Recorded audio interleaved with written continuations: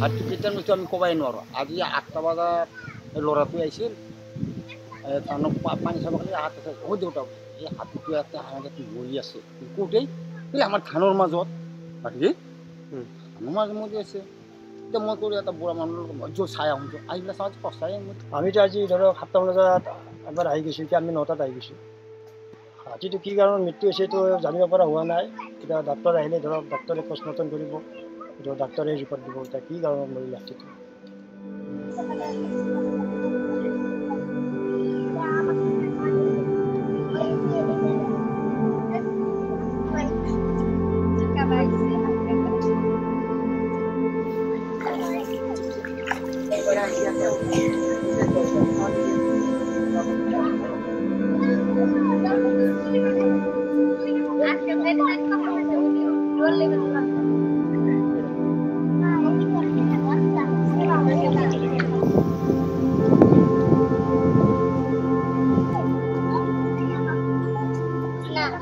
গাঁৱৰ মানুহে কৈছে তাতে হাতী মৰি আছে।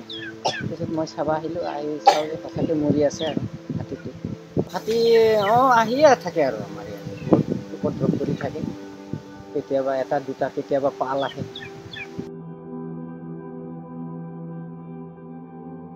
Do support us by following us and subscribing us here on our YouTube channel and also on the other social media handles.